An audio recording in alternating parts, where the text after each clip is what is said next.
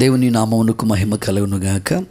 సర్వాధికారివి సర్వజ్ఞుడు అనే పాట పాడుకుంటూ యేసయ్య పరిశుద్ధ నామాన్ని స్తుతించి గనపరుచుకుందాం. సర్వాధికారివి సర్వజ్ఞుడవు, సంపూర్ణ సత్య స్వరూపివి నీవు.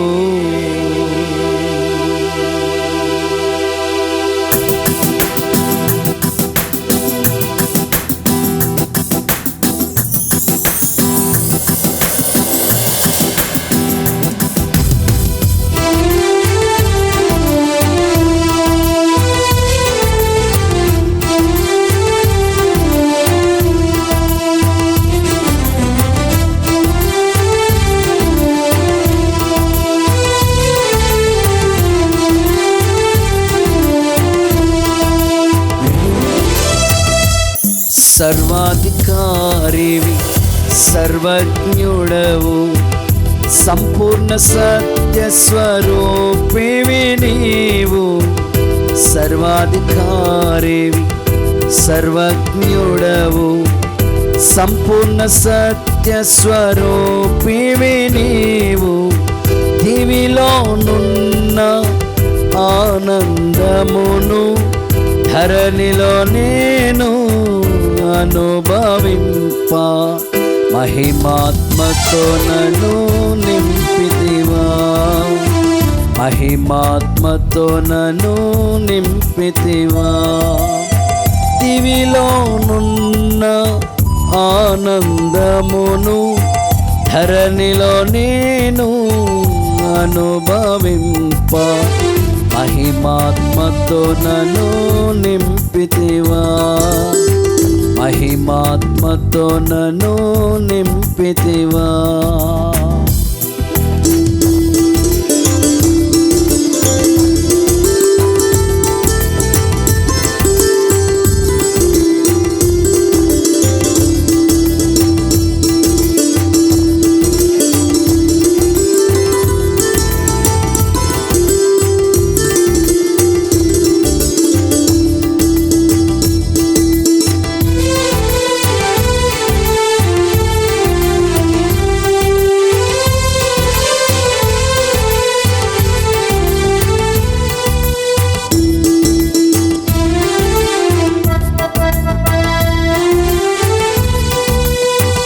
అతి సుందరుడా నా స్తుతి సదయుడం, కోటి సూర్యకాంతులైన నీతో సమమగున.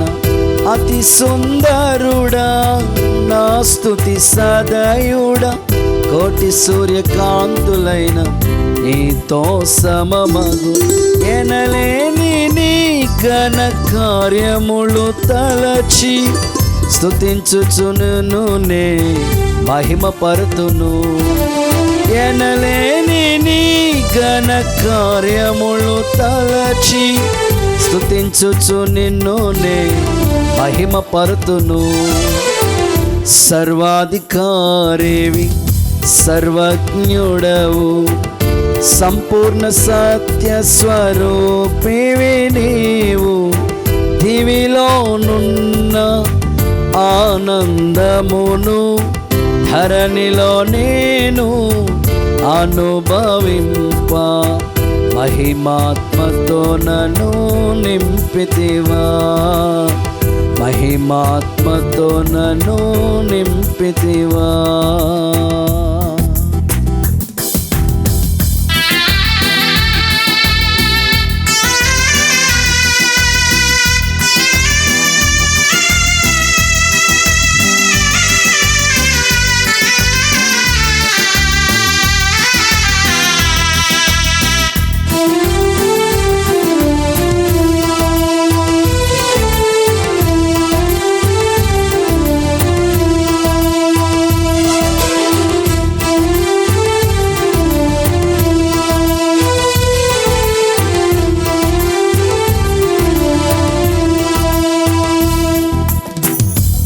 శౌర్యము గల నా యేసయ్య, శతకోటి సైన్యములైన నీకు సాటి అగుదురా.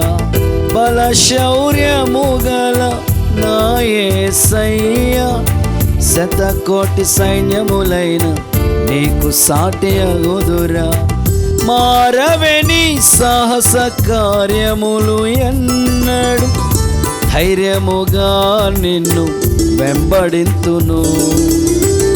మారవెని సాహస కార్యములు ఎన్నడు, ధైర్యముగా నిన్ను వెంబడింతును.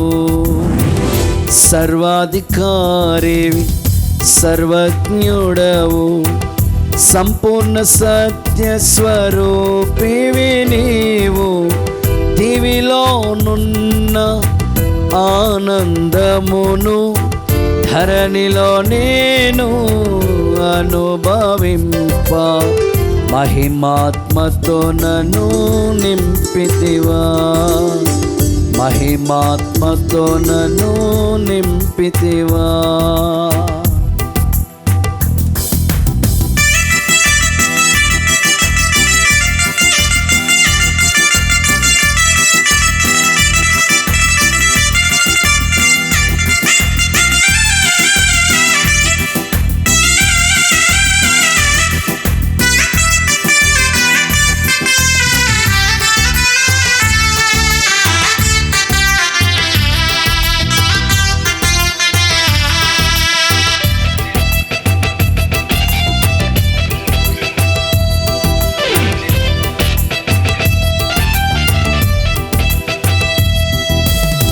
సర్వ జగత్ రక్షకుడా, లోకరాజ్య పాలక, భూరాజులెవరినైనా నీతో పోల్చగలనా.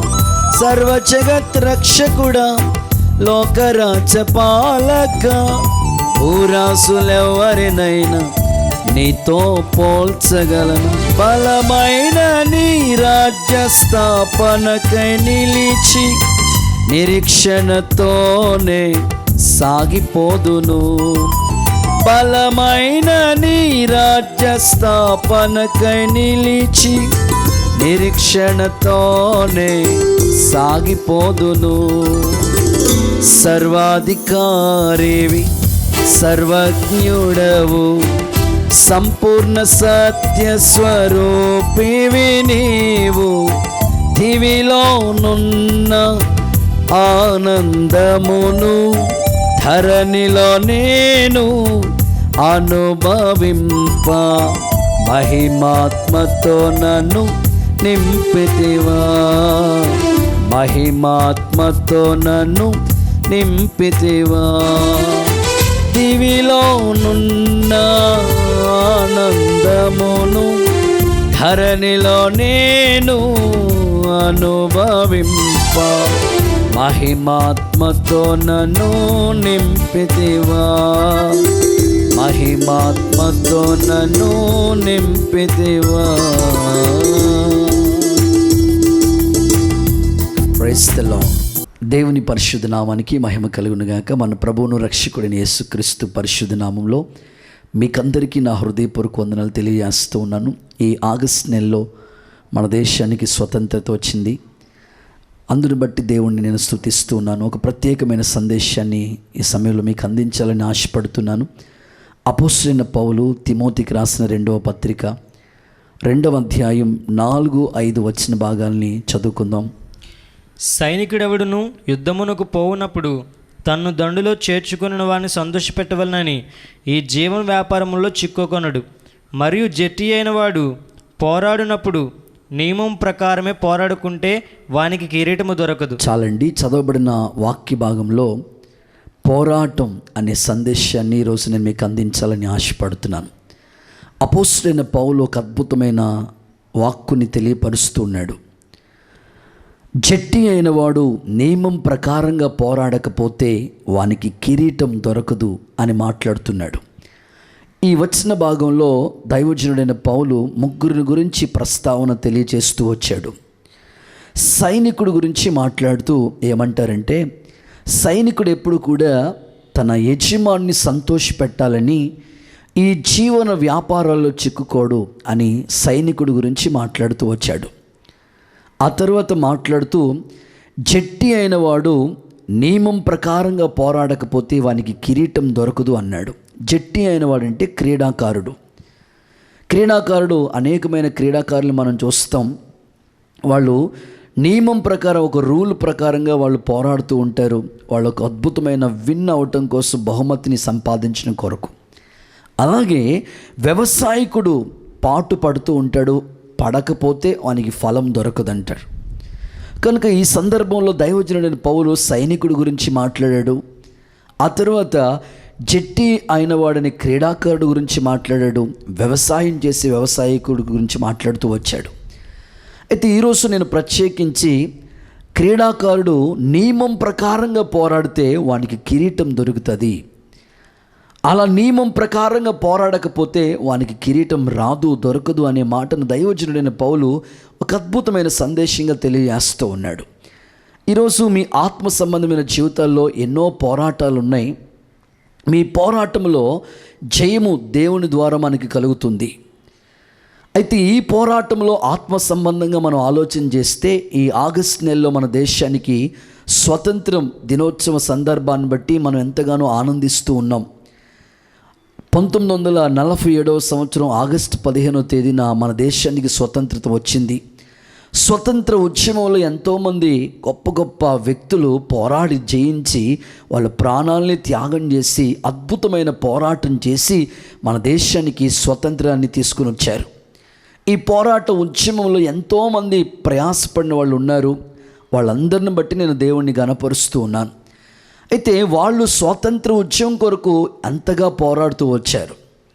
ఈ రోజున మన ఆత్మ సంబంధమైన జీవితంలో మనం పోరాడవలసిన విషయాలు బైబిల్ గ్రంథంలో అనేకమైన విషయాలు గ్రంథస్థం చేయబడ్డాయి. అయితే ఈ రోజున ఎంతోమంది వ్యక్తిగత జీవితంలో ఎన్నో పోరాటాలు వారికి ఎదురవుతూ ఉన్నాయి. కొంతమందిని మీరు చూడండి, కుటుంబంలో ఎన్నో రకాల పోరాటాలు ఉంటాయి. ఎలాంటి పోరాటాలు వారు ఎదుర్కొంటున్నారు అని ఆలోచన చేస్తే, వారి కుటుంబంలో ఎదురొచ్చే పోరాటాలు, అత్త మామయ్యల మధ్యలో కొన్ని పోరాటాలు ఉంటాయి. ఆ తర్వాత అత్త కోడల మధ్యలో, అన్నదమ్ముల మధ్యలో, అక్క చెల్లెల మధ్యలో, ఆ తర్వాత ఆడబడుసు తోడుకోళ్ళు, ఈ విధంగా కుటుంబంలో ఉన్న బంధుత్వాలను బట్టి వారి మధ్యలో ప్రతిరోజు ఏదో ఒక పోరాటం ఏర్పడుతూనే ఉంటుంది. నాకు తెలిసిన ఒక సహోదరుడు వాళ్ళకి రావలసిన ఆస్తి కొరకు, అంటే వాళ్ళ కుటుంబానికి చెందవలసిన ఆస్తి కొరకు పోరాడుతూ వచ్చాడండి. వాస్తవంగా ఆ ఆస్తి కాస్ట్ ఎంతంటే ఒక 5 లక్షలు విలువ చేసే ఆ ఆస్తి వాళ్ళకి రావటం కోసం ఇంచుమించు ఆయన ఒక 5-6 ఏళ్ళు చాలా పోరాడి ఈ మధ్యవర్తులు ఉంటారు కదండి, పెద్దోళ్ళు, వాళ్ళందరికీ డబ్బులు ఇవ్వాల్సినట్లుగా ఆ పోరాడి 5 లక్షల ఆస్తి కొరకు 6 సంవత్సరాలు పోరాడి 12 లక్షలకు వచ్చి పెట్టాడు. ఎవరు తిన్నట్టండి? ఎందుకోసం ఉపయోగం ఉన్నట్టండి? ఈ రోజున వ్యర్థమైన పోరాటాలు మనుషులు చేస్తూ ఉన్నారు. తగాదాలని, గొడవలని, కోర్టు సమస్యలని, విశ్వాసులుగా సాగిపోతున్న వాళ్ళ జీవితంలో కూడా ఎన్నో పోరాటాలు ఉంటూ ఉన్నాయి. ఈరోజు దేవుడు వాక్యం చెప్తుంది, జట్టి అయిన వాడు నియమం ప్రకారంగా ఒక రూల్ ఉంది, ఆ రూల్ ప్రకారంగా నువ్వు పోరాడకపోతే నీకు కిరీటం దొరకదు. ఆత్మ సంబంధమైన జీవితంలో మనం పోరాడవలసిన పోరాటాన్ని గురించి బైబిల్ గ్రంథంలో ఎంతో అద్భుత రీతిగా దేవుడు అనేక స్థలాల్లో వాక్యపు వెలుగులో ప్రభు తెలియజేశాడు. దైవజనుడైన పౌలు అంటాడు, క్రీస్తు మీకు ఈ స్వాతంత్రతనిచ్చి మిమ్మల్ని స్వాతంత్రులుగా చేశాడు, ఇక దాస్యం అనే ఆ కాడి కిందకి వెళ్ళకండి అని చెప్పాడు. ఇక బానిసలుగా ఇంకా పాత జీవితం, రోత జీవితాన్ని మాని క్రీస్తులో క్రొత్త నవను జీవన మార్గాలు నడిపించబడి ఆ జీవితాన్ని జీవిస్తూ ఒక సరైన పోరాటాన్ని, స్వతంత్ర ఉద్యమం కోసం వాళ్ళు ఎంతగా పోరాడారో మనం భక్తి విషయాల్లో మనం పోరాడవలసిన అనేకమైన నియమాలు ఉన్నాయి. దేవుడు బైబిల్ గ్రంథంలో రాయించి ఉంచాడు. అలాగ మనం పోరాడటానికి మన ఆత్మ సంబంధమైన జీవితాన్ని సిద్ధపరచుకోవాలి. మన ప్రాణం, మన ఆత్మ, దేహ, శరీరం దేవుని ఎదుట నిందారహితులుగా మార్చబడటానికి అనేకమైన విధాలమైన పోరాటాలు బైబిల్ గ్రంథంలో గ్రంథస్థం చేయబడ్డాయి. క్రీడాకారుడిని మీరు గమనించండి, ఏ క్రీడాకారునైనా మీరు చూడండి, అనేకమైన ఆటలు ఉన్నాయి, అనేకమైన గేమ్స్ ఉన్నాయి. క్రికెట్ కానివ్వండి, హాకీ కానివ్వండి, ఫుట్బాల్ కానివ్వండి, బాస్కెట్బాల్ కానివ్వండి, ఇవన్నీ వాళ్ళకు ఒక రూల్ ఉంటుంది. ఆ రూల్ ప్రకారంగా వాళ్ళు పోరాడుతూ ఉంటారు. ఫర్ ఎగ్జాంపుల్ క్రికెట్ ఉందనుకోండి, ఆ క్రికెట్ ఆడేవాళ్ళకి మీలో చాలామందికి తెలుసు, దానికి ఒక కెప్టెన్ ఉంటాడు, ఆ తర్వాత ఆ కోచ్ ఉంటాడు, ఆ క్రికెట్ నేర్పించిన ఒక కోచ్ ఉంటాడు, తర్వాత ఇంకా అనేకమైన వ్యక్తులు ఉండి ఆ విధంగా ఆ యొక్క క్రికెట్ని మంచిగా ఒక రూల్ ప్రకారంగా వాళ్ళు ఆడుతూ ఉంటారు ఆ గేమ్. తర్వాత బౌలింగ్ చేసే వాళ్ళని చూడండి, ఆ బౌలింగ్ చేసేవాళ్ళు కూడా కరెక్ట్గా ఆ యొక్క గీత మీద కాలు పడి అట్లా వేయాలి. గీత దాటి ముందుకు కాలు పడ్డదనుకోండి, అది నోబని తీసేస్తారన్నమాట, అది ఇంక కౌంట్లో ఉండదు. తర్వాత ఈ విధంగా గేమ్స్లో కొన్ని రూల్స్ ఉన్నాయి, ఆ ప్రకారంగా ఆడితేనే వాళ్ళకి అది విజయాన్ని సాధించడానికి అవకాశం ఉంది. క్రికెట్ ఆడే వాళ్ళని మీరు చూస్తూ ఉంటారు, ఒక 6 బాల్లో లాస్ట్ ఇంకా ఫైనల్ గేమ్ అటు, ఇంకా అది 6 బాల్లో ఇంత రన్స్ కొట్టాలని ఉంటుంది. అట్లాగే ఆ ఉన్న బాల్స్లోనే వాళ్ళు ముందుగా కొట్టేయాలి, లేకపోతే ఆ బాల్లోనే వాళ్ళు విజయాన్ని సాధించాలి. అది ఏ గేమ్ అయినా చూస్తే ఒక రూల్ ఉంటుంది, ఒక నియమం ఉంటుంది. ఆ విధంగా వాళ్ళు పోరాడితేనే వాళ్ళకి కిరీటము, బహుమానం దొరుకుతుంది. అలాగే దేవుని సముఖంలో స్వతంత్ర ఉద్యమంలో ఎంతోమంది వాళ్ళు నియమం ప్రకారం పోరాడి మనకు స్వతంత్రతను తీసుకొచ్చారు. క్రైస్తవులమైన మన జీవితంలో కూడా ప్రతిరోజు మనకి ఏదో ఒక పోరాటం ఉంది. పోరాటం లేని వ్యక్తులుగా విశ్వాసులు నిలిచి ఉండకూడదు. మనకు ఒక అద్భుతమైన పోరాటాన్ని దేవుడిచ్చాడు. ఈ పోరాటంలో మనం జయం పొందటానికి ఖచ్చితంగా ఒక నియమం ప్రకారంగా మనం పోరాడాలని దేవుడు కోరుకుంటున్నాడు. మరి దేశ ప్రజలు వాళ్ళు పోరాడుతూ వచ్చి వాళ్ళ స్వతంత్రతను తీసుకొస్తే మనకి ఎలాంటి పోరాటం ఉంది? మనం దేనికోసం పోరాడాలి?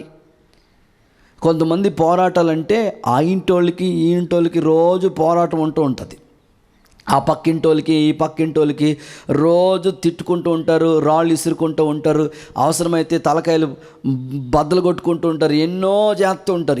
ఈ పోరాటాల గురించి కాదు, నడుము వంగదీసి గుద్దిన ఈ పోరాటాల గురించి కాదు నేను చెప్పేది. మనకి ఒక పోరాటం ఉంది. మనము ఎలాంటి విషయంలో పోరాడాలి, మనకున్న పోరాటం ఏంటి, మనం ఏ విషయాల్లో పోరాడాలి అనే ఆలోచన మీకు వస్తే కొన్ని ప్రాముఖ్యమైన విషయాలు నేను మీకు గుర్తు చేయడానికి ఇష్టపడుతున్నాను. చదవండి మొదటి మాట, హెబ్రీయులకు రాసిన పత్రిక 12వ అధ్యాయం 4వ వచన భాగాన్ని చదువుకుందాం. మీరు పాపముతో పోరాడుటలో రక్తము కారునంతగా ఇంకా దానిని ఎదిరింపలేదు. చాలండి, చదవబడిన వాక్యములో పాపముతో పోరాటం. మీరు పాపంతో పోరాడినప్పుడు రక్తము కారునంతగా మీరు పోరాడండి అని దైవజనుడైన పౌలు ఆ సంఘానికి ఒక అద్భుతమైన పత్రికలో చెప్తూ ఉన్న మాటని గమనిస్తూ ఉన్నాం. మీరు పాపంతో పోరాడినప్పుడు అంటే రక్తము కారునంతగా మీరు పోరాడండి అన్నాడు. అంతగా మనం ఎదిరించాలి ఆ పోరాటం. ఈ రోజున మనుషులు పాపంతో రాజీ పడిపోతున్నారు. పాపంతో వాళ్ళు అలవాటు ప్రకారంగా పాపంలో పడిపోతూ ఉన్నారు. నిజంగా ఈ స్వతంత్ర ఉద్యమంలో ఆత్మీయులైన మీరు నిజమైన స్వాతంత్రత యేసుక్రీస్తు ప్రభు ద్వారా మనకి కలిగింది కనుక ఖచ్చితంగా ఇక ఆ పాపము ఆ ఊబిలోనికి వెళ్ళకుండా పాపాన్ని ఎదిరించి జయించడానికి, పాపంతో మనం పోరాటానికి అలాగా రక్తం కారునంతగా ప్రయాసపడండి అని దైవజనుడు జ్ఞాపకం చేస్తున్నాడు. ఎందుకంటే పాపం వల్ల వచ్చు జీతం మరణమై ఉన్నది. అందరూ పాపము చేసి దేవుడు అనుగ్రహించే ఆ మహిమను పొందలేకపోతున్నారు. యేసుక్రీస్తు ప్రభు కల్వరి శిలువలో మన కోసం చేసిన ఆ బలి అర్పణ ద్వారా, ఆ ప్రాణ త్యాగం ద్వారా మన పాపము నుంచి విముక్తి, విడుదల మనకు దొరికింది. మనం ఇంకా పాపులమై ఉండగా క్రీస్తు మన కొరకు చనిపోయాను. ఆయన తను తాను బలిగాను అర్పణగాను చేసుకున్నాడు, మనము పరిమళ సువాసనంగా మార్చబడటం కొరకు. అంతగా దేవుడు మనల్ని ప్రేమించి నిజమైన స్వాతంత్రత మనకి ప్రభు అనుగ్రహించాడు. నీవు ఇంకా పాపములోనికి వెళ్ళకుండా ఆ పాపం సంబంధమైన ఆ జీవితాన్ని నీవు జీవించకుండా ఒక పరిశుద్ధతను కలిగి పవిత్రమైన మార్గాల్లో నడిపించబడటానికి అలాగూ పోరాడమని దేవుడు కోరుకుంటూ ఉన్నాడు.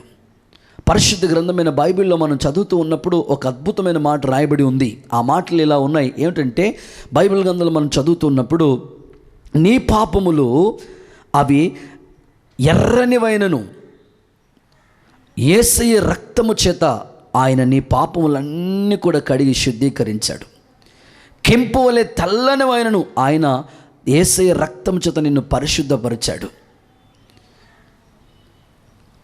పాపం వల్ల వచ్చే ఈ జీతాన్ని మరణం నుంచి తప్పించడం కొరకు యేసు రక్తం ప్రతి పాపము నుండి మనల్ని కడిగి పరిశుద్ధపరచబడిందని అపోస్తలుడైన యోహాను గారు చెప్తూ వచ్చారు.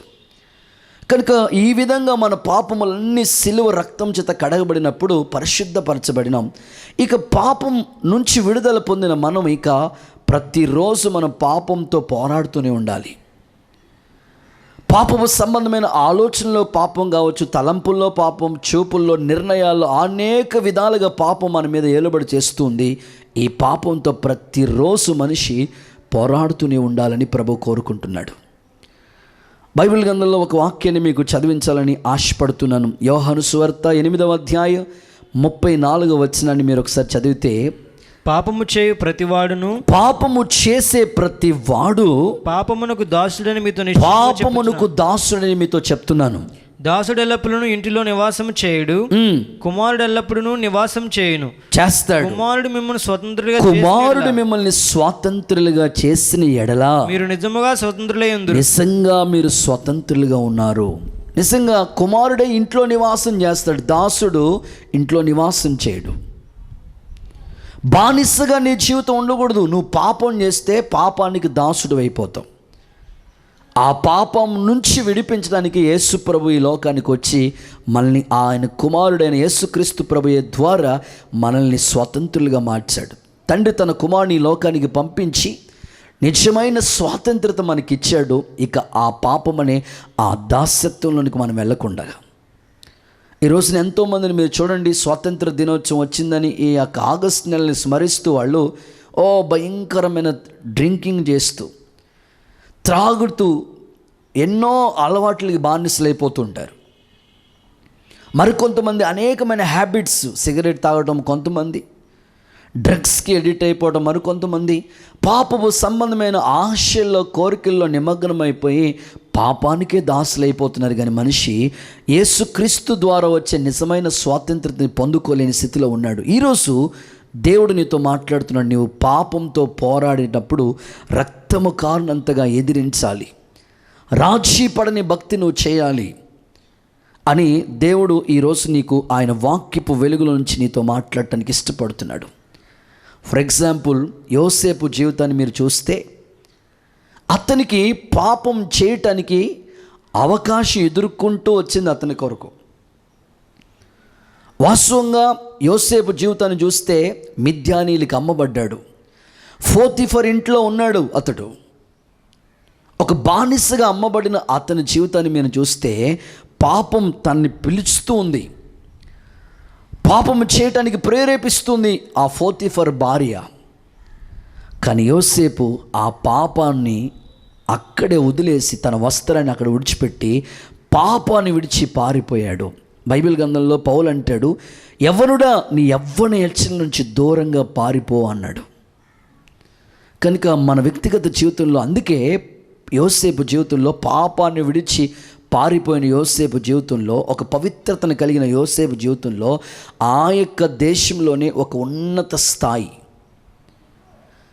ప్రఖ్యాతిని సంపాదించుకోవడానికి దేవుడు అతనికి అద్భుతమైన కృపనిచ్చాడు.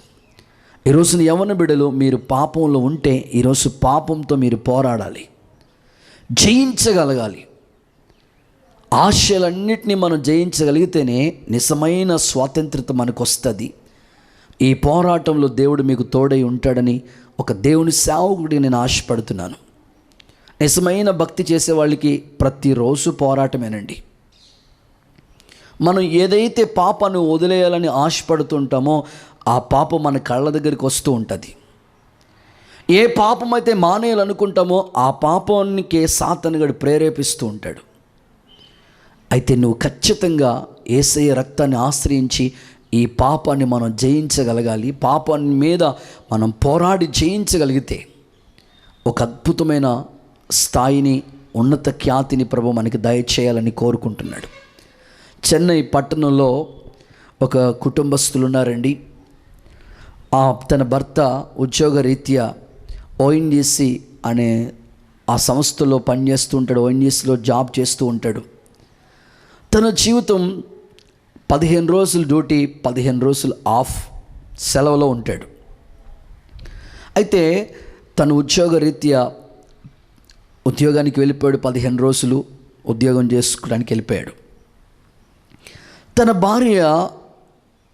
భర్త తన దగ్గర లేడని, ఇంక ఒంటరిగా ఉంటుందని, లోక సంబంధమైన ఈ పాపపు సంబంధమైన ఆశల్లో పడిపోయి తనకి పాపమే ఒక జీవితంగా మార్చేసుకుంది.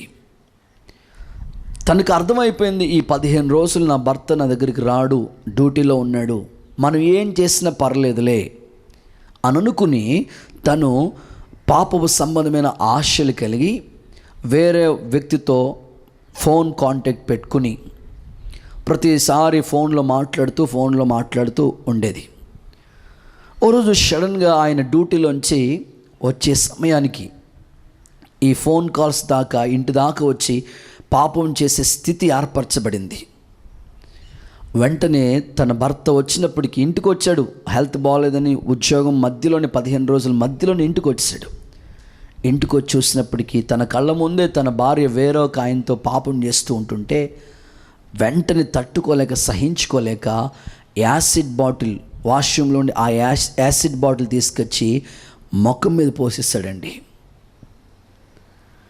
నేను ఎందుకు ఈ సంఘటన నేను మీకు చెప్తున్నానంటే, ఆ పాపం వల్ల ఆమె జీవితం ఎంత భయంకరమైన దుస్థితికి దిగజారిపోయింది.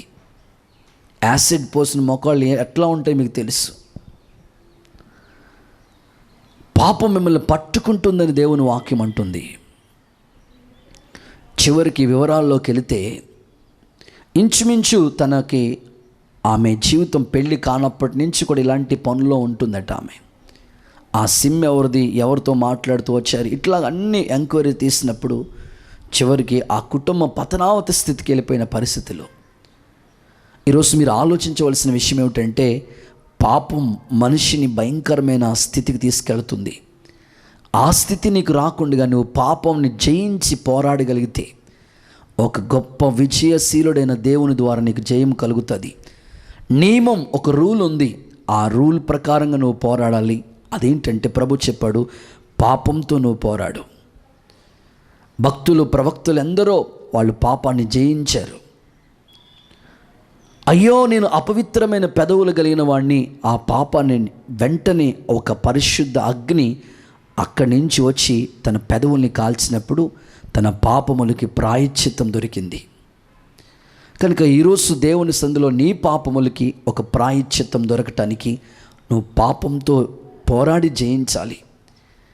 అలాంటి కృప దేవుడు మీకు అనుగ్రహించాలని, ఇంకా రక్షించబడలేని వాళ్ళు ఉంటే యేసయ్య రక్తం నీ కొరకు సిలువలో గాయపరచబడిన ఆ మహిమ కలిగిన తేజస్సులో నుంచి విడిచిపెట్టి సిలువకు దిగివచ్చి ఇంత త్యాగం చేసిన యేసయ్యను నువ్వు మనస్ఫూర్తిగా అంగీకరిస్తే నీ పాపాలు యేసయ్య క్షమించి నిన్ను పరిశుద్ధుల గుంపులో చేరుస్తాడు.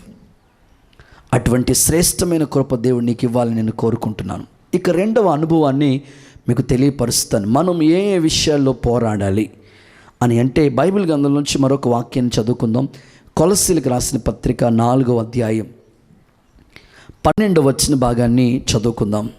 మీలో ఒకడును క్రీస్తు యేసు దాసుడునైన ఎపఫ్రా మీకు వందనములు చెప్పుచున్నాడు. మీరు సంపూర్ణులను, ప్రతి విషయంలో దేవుని చిత్తమును గూర్చి సంపూర్ణ ఆత్మ నిశ్చయత గలవారునై నిలకడగా ఉండవలనని ఇతడు ఎల్లప్పుడూ మీ కొరకు తన ప్రార్థనలో పోరాడుచున్నాడు. ప్రార్థనలో పోరాడుతూ ఉన్నాడు. చాలండి. రెండవ సందర్భం, ప్రార్థనలో పోరాడాలి. ఎపఫ్రా అనే ఒక వ్యక్తిని గురించి అపోస్తలుడైన పౌలు చెప్తున్నాడు.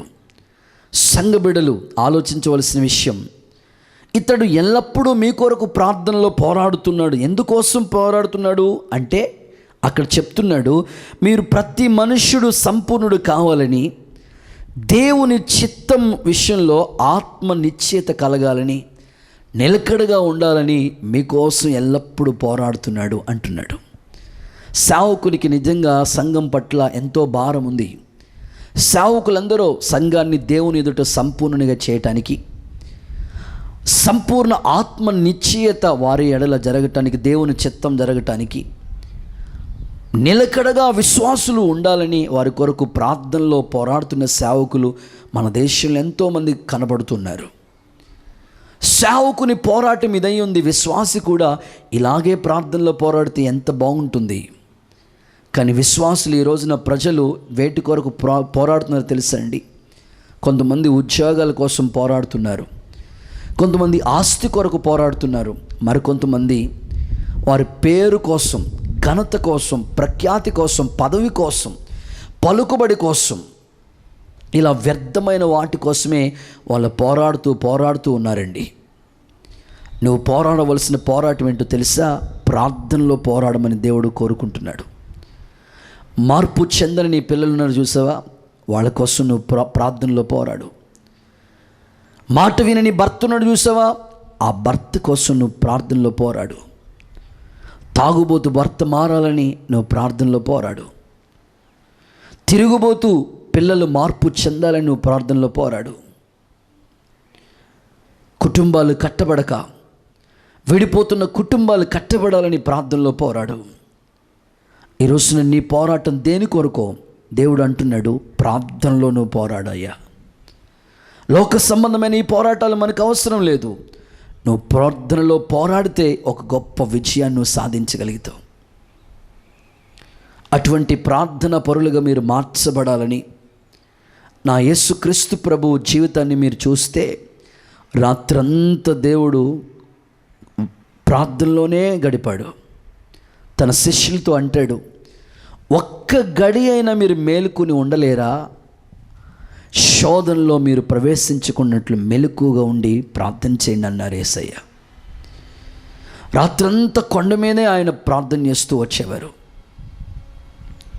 ఇంకా చాలా చీకటి ఉండగానే అరుణోదయంని లేచి అరణ్యానికి వెళ్ళి ప్రార్థన చేసిన అనుభవాలు యేసయ్య జీవితంలో కనబడుతున్నాయి. ఆయన ప్రార్థన చేస్తూ ఉన్నప్పుడు ఆయన ముఖం సూర్యుని వలె ప్రకాశంగా మారిపోయింది. ఎత్తైన కొండ మీదకి తన ఇష్టమైన 3 శిష్యుల్ని పేతురు, యాకోబు, యోహానుని తీసుకుని వెళ్ళి రూపాంతర మహిమను చూపించి ఆయన ముఖం సూర్యుని వలె ప్రకాశించటం, ఈ అనుభవం మనకెంతో ఒక మంచి పాఠాన్ని నేర్పిస్తుంది. కనుక ఈరోజు నీ ప్రార్థన జీవితం అదొక పోరాటంగా మార్చబడాలి. చాలామంది ప్రార్థన చేసుకుంటూ ఉంటారు, జస్ట్ మామూలుగానే చిన్నగా షార్ట్ కట్ ప్రేయర్స్. ఇప్పుడు అంతా ప్రతిదీ షార్ట్ కట్ అయిపోయినట్లు ప్రార్థన కూడా షార్ట్ కట్ చేసేసుకుంటున్నారు. అట్లా కాకుండా నీవు ప్రార్థన చేయడానికి ఒక పోరాటంగా మార్చుకోవాలి. పోరాడాలి ప్రార్థనలో. ఈ ప్రార్థన పోరాటాన్ని దేవుడు నీకు ఇవ్వాలి, ఈ భారాన్ని నీకు ఇవ్వాలి. ఆత్మలు ఎన్నో నశించిపోతున్నాయి. దైవజనుడు జాన్ నాక్స్ అనే దైవజనుడు ఎంతగా తన ప్రార్థనలో పోరాడాడు. ప్రభా, స్కాట్లాండ్ దేశాన్ని నాకు ఇవ్వండి, లేకపోతే నన్నైనా తీసేసుకో అని ఎంతగా ఆ దేశం పట్ల ఆయనకి ఆసక్తి కలిగి ప్రార్థనలో పోరాడాడు. గొప్ప గొప్ప దైవజనులు దక్షిణ కొరియా దేశం కొరకు పాల్ యాంగిచో అనే దైవజనుడు ఎంతగా ప్రార్థనలో పోరాడాడు.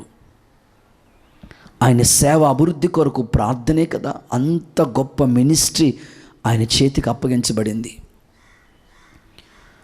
ఈ రోజున అలాంటి గొప్ప గొప్ప సేవకులందరూ వాళ్ళ దేశం కొరకు అంతగా పోరాడుతూ వచ్చారు.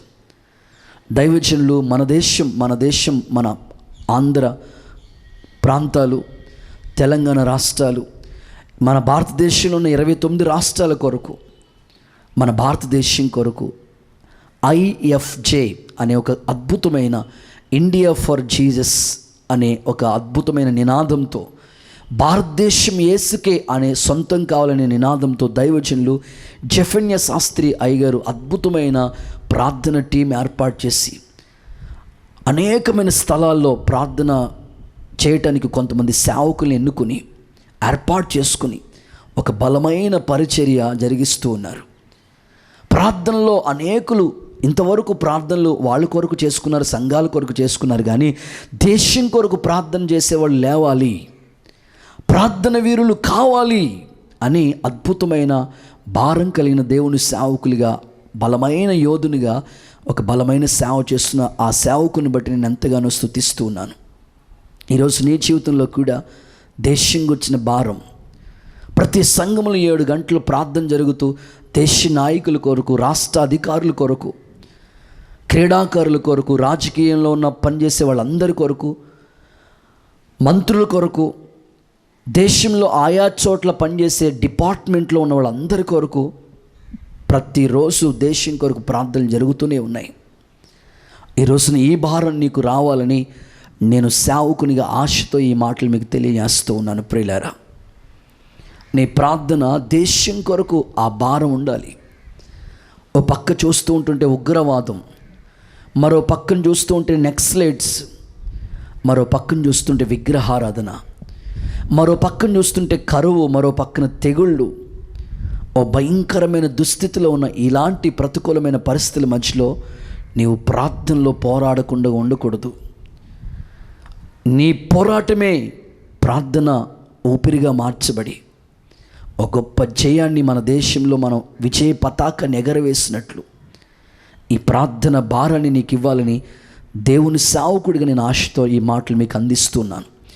బైబిల్ గ్రంథంలో ఒక వాక్యాన్ని మీకు చదివించాలని కోరుకుంటున్నాను.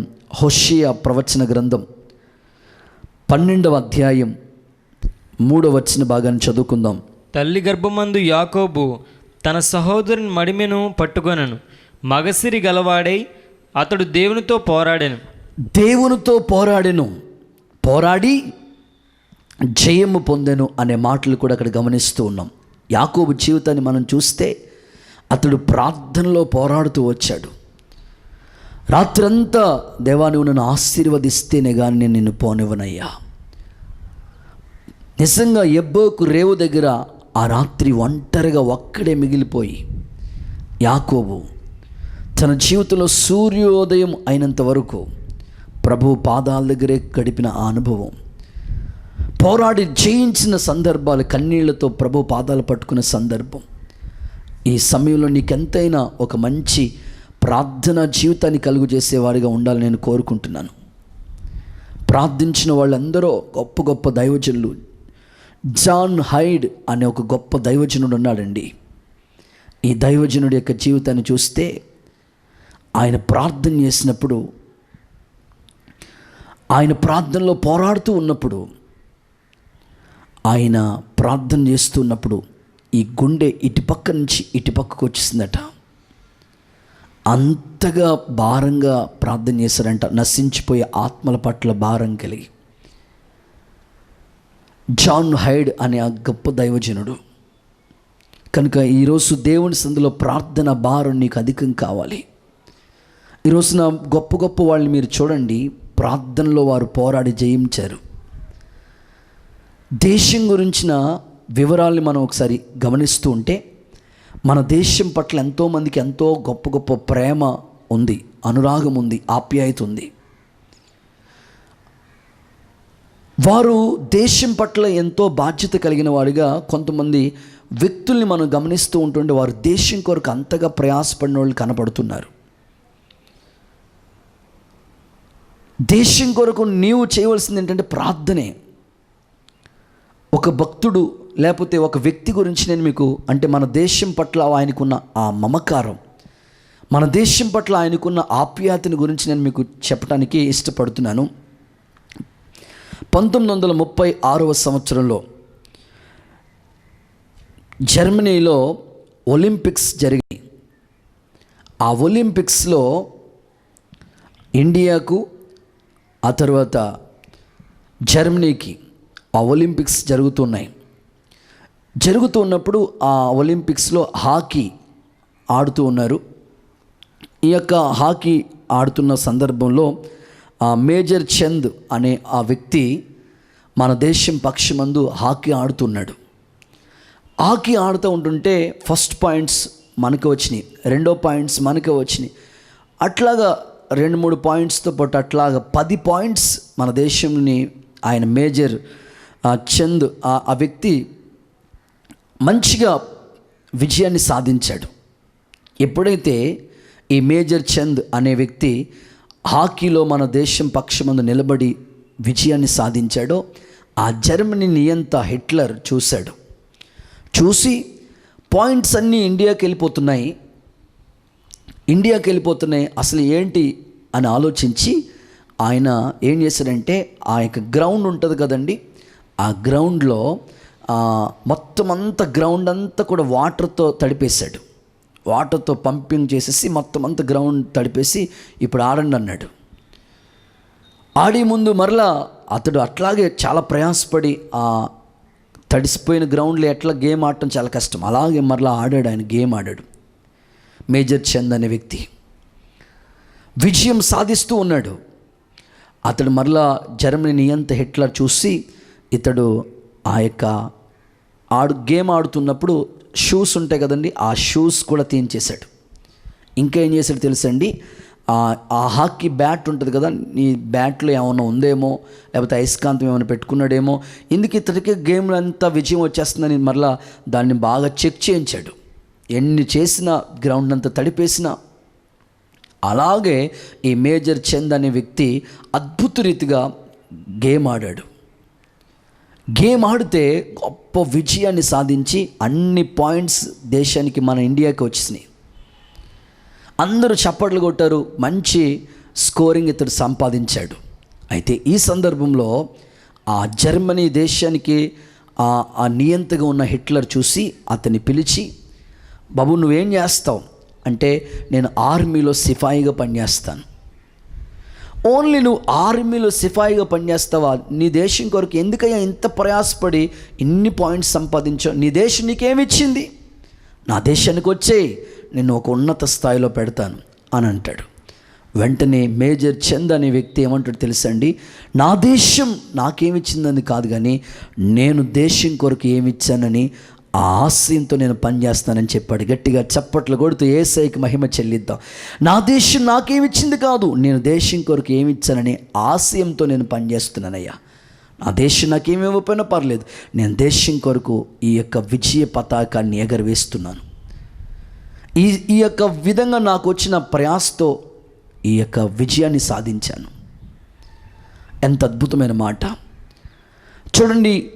భౌతికంగా ఆలోచిస్తుంటే దేశం కొరకు పోరాడిన వాళ్ళు స్వతంత్ర యోధులే కానివ్వండి, ఈ విజయ పతాకంలో గేమ్స్లో విజయాన్ని సాధించిన మేజర్ చంద్ అనే వ్యక్తి కానివ్వండి, వాళ్ళకి దేశం పట్ల అంత భారం ఉంది. నేను దేశం కొరకు ఏం చేశాను అనే ఆలోచన నీకు వస్తే, నిజంగా మనం నశించిపోయే ఆత్మల కొరకు కనీసం 1 గంట మోకరించి ప్రార్థన చేయగలుగుతున్నారా? ప్రార్థనలో దేశం కొరకు పోరాడి నశించిపోయే ఆత్మలు మన కళ్ళ ముందు ఎందరో ఉన్నారు. యవనస్తులు ఎందరో, యవ్వన కాలం ముందు కాడి మోయట నరునికి మేలని వాక్యం చెప్తుంటే మన కళ్ళ ముందు యవనస్తులు ఎందరో పాడైపోయి పతనానికి వెళ్ళిపోతుండగా వాళ్ళ కొరకు నశించిపోయే ఆ ఆత్మల కొరకు ప్రార్థించే ఆ భారం నీకు రావాలి. నడుం కట్టుకోవాలి. ఆత్మల భారంతో నువ్వు ప్రయాసపడటానికి, ప్రార్థించటానికి ఒక గొప్ప యోధునిగా దేవుడు నేను తీర్చిదిద్దాలని, ఈ ప్రార్థన భారం నీకు దేవుడు అధికం చేయాలని మనస్ఫూర్తిగా నేను ఆశతో ఈ మాటలు మీకు తెలియజేస్తూ ఉన్నాను. ఇక 3వ సందర్భాన్ని నేను మీకు గుర్తు చేస్తాను. ప్రియులారా, దేవుని వాక్యంలో నుంచి మనం ఏ విషయాల్లో పోరాడాలంటే, యూదా పత్రిక 1వ అధ్యాయం 3వ వచనం చదువుకుందాం. ప్రియులారా, మనకందరికీ కలిగడు రక్షణను గూర్చి మీకు రాయవలనని విశేష ఆసక్తి గలవాడనై ప్రయత్నపడుచుండగా, పరిశుద్ధులకు ఒక్కసారి అప్పగింపబడిన బోధ నిమిత్తము మీరు పోరాడవలనని మిమ్మల్ని వేడుకొనుచున్నాను. చాలండి. పరిశుద్ధులకు ఒక్కసారి అప్పగించబడిన ఆ బోధ అంటే అది అపోస్తుల బోధ కొరకు మనం పోరాడాలి. పరిశుద్ధులకు ఒక్కసారి అప్పగించబడిన బోధది. ఆ బోధ కోసం మీరు పోరాడండి అని దైవజనుడు జ్ఞాపకం చేస్తున్నాడు. ఎందుకంటే అపోస్తులందరూ ఆ బోధని బోధించారు. పరిశుద్ధాత్మ మీకు సమస్తము తేటగా బోధిస్తుంది. ఏమి వింటారో అది గ్రహించి ఆ బోధని మీకు బోధిస్తుంది. అపోస్తులు వారు బోధించిన విధానం, అందుకే వాక్యం అంటుంది, అపోస్తుల బోధలో మీరు సహవాసంలో నిలకడగా నిలిచి ఉండండి. అపోస్తుల పునాది మీద మీరు కట్టండి. క్రీస్తు యేసే ముఖ్యమైన మూలరాయి ఉండగా అపోస్తులు ప్రవక్తలు వేసిన ఆ పునాది మీద మనం కట్టబడాలి. ఈ బోధ కోసం మనం పోరాడండి అని వాక్యం అంటుంది. ఈరోజున క్రైస్తవులు పోరాడవలసిన ఈ బోధను మనం కాపాడుకోవాలి. ఎన్నో సిద్ధాంతాలు, ఎన్నో అన్య బోధలు, రకరకాల మనుషుల్ని కలిపి చెరిపే బోధలు ఎన్నో వచ్చేసింది సమాజంలోనికి. అయితే ఈరోజు నీకు అప్పగించబడిన బోధ అది అపోస్తుల బోధ. అపోస్తులు ఏం బోధించారు? మారు మనసు కొరకు. అపోస్తుల్ని దేని కొరకు బోధించారు? పాప క్షమాపణ కొరకు, బాప్తిస్మం కొరకు, పరిశుద్ధాత్మ వరము కొరకు, వేరుబాటు జీవితం కొరకు బోధించారు. వారు బోధించిన బోధలు సహవాసాన్ని గురించి బోధించారు, రొట్టె విరిచే కార్యక్రమాన్ని గురించి బోధించారు. ఇది అపోస్తుల ఉపదేశం. ఈ బోధ కోసం మీకు నేర్చుకున్న ఈ ఉపదేశం కొరకు పోరాడండి అని వాక్యం అంటుంది. ఈ బోధలోని అంతమ వరకు కట్టబడాలి. వేరే బోధ, వేరే నియమం, వేరే రూల్ ఏది తీసుకురాకుండా ఒక్కొక్కరికి బోధ బోధించకుండా అపోస్తుల యొక్క బోధలోనే మనం అంతమ వరకు కట్టబడాలని దేవుడు కోరుకుంటున్నాడు. నానా రకములైన అన్య బోధల వైపు తిరిగిపోతున్నారు ప్రజలందరూ. ఎన్నో డాక్ట్రిన్స్ వచ్చేసినాయి. ఒక ఆయన అంటాడు, అసలే చప్పట్లు కొట్టండి అని బైబిల్ ఎక్కడుందయ్యా అంటాడు. వాక్యం ఏముంది? బైబిల్ గ్రంథంలో సర్వజనులారా మీరు చప్పట్లు కొట్టండి అని ఉంది. పాత నిబంధన కొట్టివేసేసారంటాడు ఒక ఆయన. యేసయ్య ఏమన్నాడు? పాత నిబంధన కొట్టివేయబడలేదు, దాన్ని నెరవేర్చడానికి నేను లోకానికి వచ్చాను. పాత నిబంధన గ్రంథంలో ప్రత్యక్షపు గుడారం అది ఛాయ, క్రొత్త నిబంధనలో ప్రత్యక్షపు గుడారంలో జరుగుతున్న ఆ యాజక ధర్మమే నేటి సేవలో జరుగుతుంది. పాత నిబంధన గ్రంథంలో యాజకుడు, ప్రధాన యాజకుడు ఒక గొర్రెను తీసుకొచ్చి, ఎద్దుని తీసుకొచ్చి బలి అర్పించాలి పాప పోవటానికి. క్రొత్త నిబంధన సేవ ఏంటి? యాజకుడు ఆ పాపి కోసం మన ప్రభు అయిన యేసుక్రీస్తు కల్వరి శిలువలో కాచిన రక్తం చేత క్షమాపణ దొరుకుతుందని ఆ పాపిని ప్రభు దగ్గరికి నడిపించటం. పాత నిబంధన అంతా ఛాయ, క్రొత్త నిబంధన అంతా కూడా నిశ్చయముగా దాన్ని అనుసరిస్తూ ఉన్నాం మనం. కనుక ఎంతోమంది రకరకాల బోధల వైపుకు వెళ్ళిపోతున్నారు. ఆదివారం ఆరాధన ప్రాముఖ్యత, పరిశుద్ధాత్మని యొక్క అనుభవాలు, విశ్వాసం, ఈ విధంగా అనేకమైన ఉపదేశాలతో సంఘము కట్టబడుతుంది. ఈ బోధ నువ్వు నేర్చుకున్న ఆ బోధ కోసం ఎక్కడ రాజీ పడకుండా ఆ బోధ కోసమే పోరాడాలి. అలంకరణ, సమర్పణ, పరిశుద్ధమైన జీవితం, సియోను ప్రతిష్టత, ఇవన్నీ కూడా బైబిల్ గ్రంథంలో మన కొరకు దేవుడు రాయించిన ఈ ఉపదేశ క్రమాలు. ఆ బోధలు నువ్వు నేర్చుకున్నావు కాబట్టి ఆ బోధ కొరకు నువ్వు పోరాడాలి. వాక్యంలో ఒక వాక్యాన్ని మీకు చదివిస్తాను. అపోస్తలుడైన పౌలు తిమోతికి రాసిన 2వ పత్రిక 4వ అధ్యాయం 3-4 వచనాలు చదవండి. ఎందుకనగా జనులు హితబోధను సహించక దురద చెవులు గలవారై తమ స్వకీయ దురాశలకు అనుకూలమైన బోధలను తమ కొరకు పోగు చేసుకుని సత్యమునకు చెవినయక కల్పనా కథల వైపు తిరిగే కాలం వచ్చేసింది. సత్యానికి చోటు ఇవ్వట్లేదు. అసత్యమైన మార్గంలోనికి ఎంతోమంది తమ కోసం బోధకుల్ని పోగేసుకుంటున్నారట. వాళ్ళు. కనుక ఆ విధంగా ఎవరు అలాంటి పరిస్థితుల మధ్యలోకి వెళ్ళకుండా, దురద చెవులు గల వారు వెళ్ళే ఉండకుండా అనుభవాలు, ఇవన్నీ కూడా మన ఆత్మ సంబంధమైన జీవితానికి ఒక మంచి పునాది మీద కట్టబడితే మనల్ని ఎవ్వరు కూడా ఆత్మీయతలోంచి తొలగించడానికి అవకాశం లేదు. ఈరోజున ఎంతోమంది భక్తిలోంచి చెదిరిపోతున్నారు, తొలగిపోతున్నారంటే వాళ్ళ పునాది సరిగ్గా లేక. వాక్యం అంటుంది, పునాదులు పాడైపోగా నీతిమంతులు ఏం చేస్తారు అని. కనుక ఎన్నో రకాల సిద్ధాంతాలు, డాక్ట్రిన్స్ తీసుకొచ్చి కలిపి చేరిపి బోధించే బోధకులు ఎన్నో ఉన్నాయి. నువ్వు నేర్చుకున్న ఆ అపోస్తుల బోధ మీద నీ జీవితం కట్టబడితే నీ జీవితం ఆశీర్వాదకరంగా శ్రేష్టమైన మార్గాలు నడిపించబడటానికి అవకాశం ఉంది. చూడండి, ఒక చిన్న సంఘటన నేను మీకు చెప్తాను. ఒక సైంటిస్ట్, ఒక వ్యక్తి, మనం వాడుతున్న మొబైల్ని కనుగొన్న వ్యక్తి పేరు మీలో చాలామందికి తెలుసు. ఆయన పేరు అలెగ్జాండర్ గ్రాహం బెల్. మనం వాడుతున్న మొబైల్ని ఆయన కొనుక్కున్నాడు, ఫోన్ని కనుగొన్నాడు. ఎలా కనుగొన్నాడు అంటే ఆయన జీవితంలో ఆ లక్ష్యం పెట్టుకున్నాడట. ఇంకా ఆయన అనేకమైన రికార్డింగ్ సౌండ్ అంటే చాలా ఇష్టం అంట ఆయనకి, శబ్దాలంటే చాలా ఇష్టం అంట ఆయనకి. ఎక్కువగా సౌండ్ వింటూ ఉండేవాడు, లక్ష్యం సాధించాలి, విజయం సాధించాలి అనుకుంటూ ఉండేవాడంట. ఆ తర్వాత ఎంతో ప్రయాసపడి శబ్దాన్ని ట్రాన్స్ఫర్ చేసి, చాలా ప్రయత్నం చేసి, కష్టపడి, చాలా ప్రయాసపడి ఆ ఫోన్ని కనుగొన్నాడు. ఈ రోజున అలెగ్జాండర్ గ్రాహం బెల్ అనే ఆ వ్యక్తి ఈ ఫోన్ని కనుగొనటం వల్ల ఈ ఫోన్ ఎంతగా ఉపయోగకరంగా మార్చబడిపోయింది. ప్రస్తుతం లాక్డౌన్లో దేవుని పరిచర్య ఆగకుండా కొనసాగటానికి ఫేస్బుక్ ద్వారా, యూట్యూబ్ ద్వారా అనేక విధాలుగా దేవుని వాక్యం అందించడానికి, ఎక్కడో ఉన్న వాళ్ళని ఇక్కడ స్కైప్లో చూడటానికి, ఆ తర్వాత వీడియో కాల్ చేసుకోవడానికి, వాట్సాప్ ద్వారా దేవుని వాక్యాలు అందించడానికి ఎన్ని విధాలుగా ఫోన్ ఉపయోగపడుతుంది. ఇప్పుడు బ్యాంక్స్లో మనకి అమౌంట్ వేయాలి, ఎవరికో అమౌంట్ పంపించాలా, కానీ అవకాశం లేదు. ఆ రోజు బ్యాంక్ సెలవు, డబ్బులు పంపించాలి, ఎట్లా? ఆన్లైన్ ద్వారా బ్యాంకింగ్ చేయటానికి. ఈమెయిల్స్ ద్వారా ఎక్కడో ఒకప్పుడు క్యాలెండర్స్ డిజైనింగ్ చేసేవాళ్ళం, ఎక్కడో విజయవాడకి వెళ్ళి అక్కడ డిజైన్ చేసే రోజంతా పట్టేది.